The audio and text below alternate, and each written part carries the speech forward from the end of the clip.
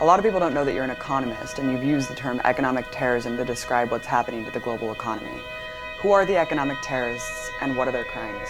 So in 2013, just when we had just won our election, our first election as a socialist candidate, at the same time, what happened was, this was Seattle, so in the state of Washington, the Washington state legislature, which has been for years criminally underfunding public schools, has carried out deep cuts in mental and social health services, and really just caused quite a bit of devastation. And this is on a bipartisan basis in the state legislature. The governor of Washington, Jay Inslee, who is a Democrat, he called a special session of the legislature in November of 2013. This was just after I was elected, in order to not carry out urgent funding of public education or social services. This was a special session to give $9 billion away to Boeing executives. This was the biggest corporate handout in the history of the United States. This was absolutely criminal. And this was done with the statement that, well, Boeing has threatened to take away jobs from Washington. What can we do? The legislature has no choice. We have to give them $9 billion.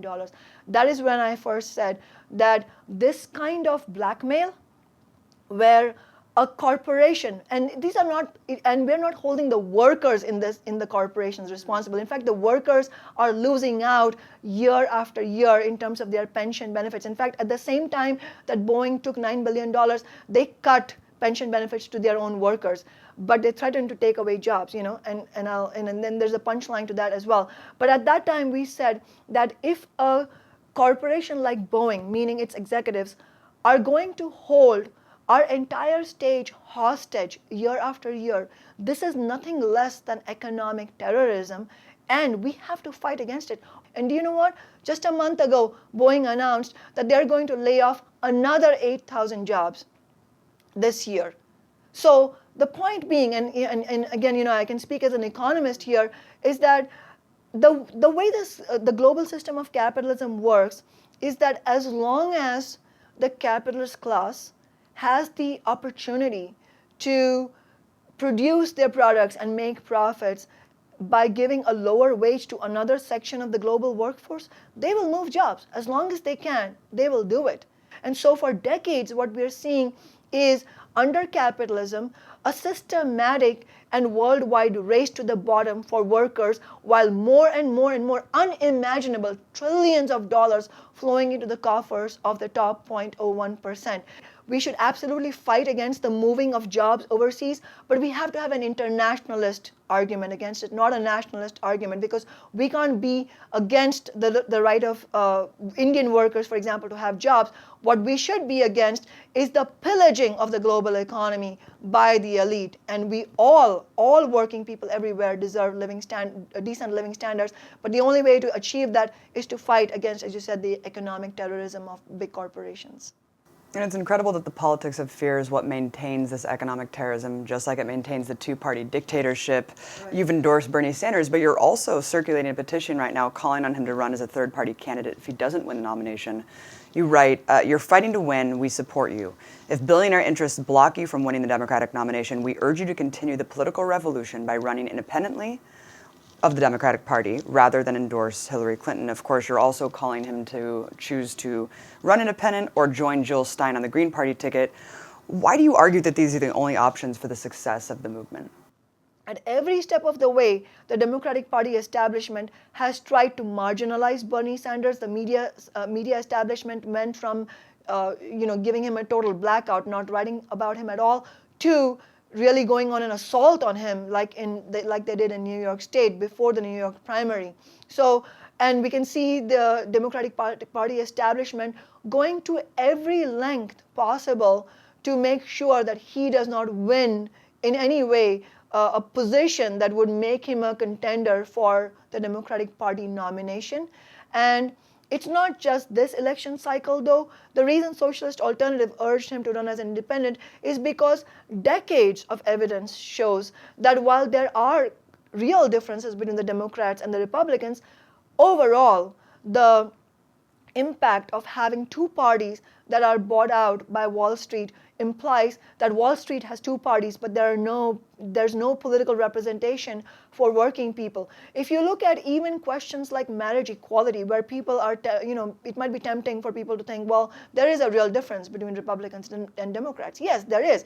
The bigoted version of rejection of the gay community comes from sections of the Republican Party, but at the same time, the Democratic Party establishment in no way led on the question of marriage equality or gay rights in general. And not only that, until 5 years ago, Hillary Clinton could not bring herself to say positive things about marriage equality, because what happens is that when you're beholden to an establishment and the status quo, you will always choose your words and your actions based on political calculations as to which side your bread is buttered as far as the corporations are concerned. And we cannot have a movement which comes to a standstill every time there's a presidential election year. It makes no logical sense to say, yes, I agree with the idea of a political revolution, but for now, this year, can we hunker down and support a Hillary Clinton who is the complete epitome of everything that has failed in our economy. And in fact,